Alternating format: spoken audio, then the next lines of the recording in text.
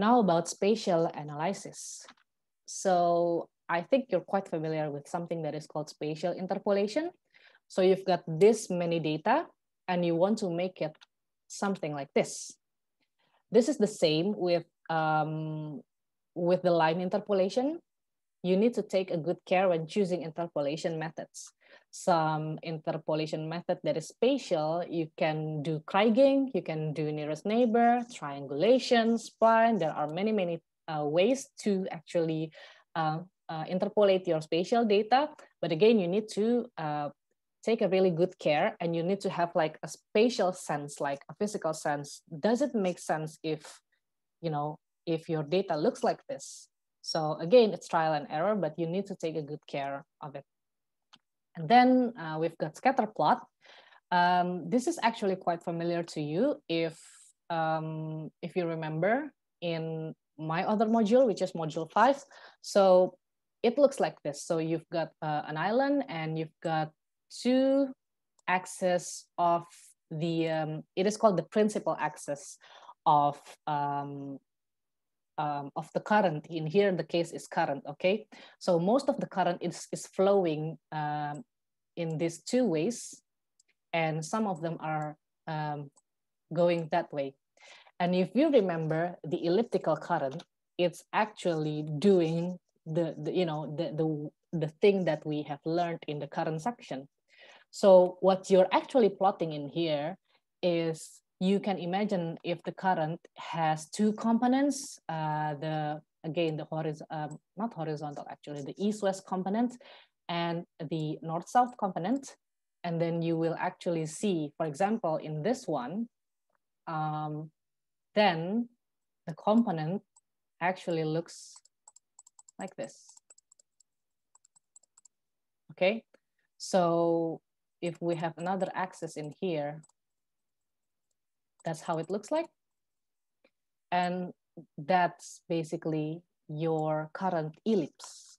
Okay, so you can, if you're using for example, a Eulerian type of current measurement, you can use this type of data analysis. Okay, and then you can also plot multiple profiles in which is actually happening in one area. So imagine that you've got line M, H, D, and B, in which you've got several points in here, and these points are measuring density. You can actually plot them this way. And these bars are actually more or less where it actually falls, it starts to fall down like that, okay? And then you actually can see how it, how it relates to each other. And you can see, okay, this is strange, what is it? You have a look, where is B? And that strange one is B10, okay, B10, okay, what is going on in B10? Stuff like that. And there's something going on in here as well, that's M3, okay, what is actually going on in here? Stuff like that, okay? So the next one is going to be cross profiles. I think you're quite familiar with this from positioning. So cross profile, you're actually slicing your data. So this is a very long data. It spans from like 50 south to 70 north. It's so long. This is basically a temperature data, and this one is salinity data. Okay, so you're cutting your data, and you can say that this is your seabed, okay, and those are the depths, and your plot is what is inside there. And then you can also use the cross profile to see the maximum condition in that area. So for example, in an estuarine, the red one is something that is going to us, for example. The blue one is something that is going away from us.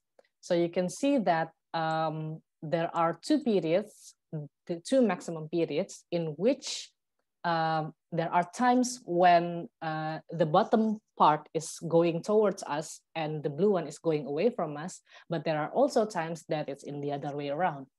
So that's quite interesting to see, because again, oceanographic data very, very dependent into time. And then there is something that is called self-organizing map. So instead of having only one map, you actually divide them into several layers of maps. This is going to be interesting and useful if you want to speak about your area in different seasons, for example. So you've got, I'm just going to talk about one layer, okay? Between these two layers, we can actually create several maps. So the map is the same, but the information in the map is different. So you can see that this one is 1. It means that it's in January. You've got a very, very high component. This one is actually, I think it's wind. Yeah, this is the wind. So you have a very, very strong wind in January, but in the 5th, it's actually not very strong.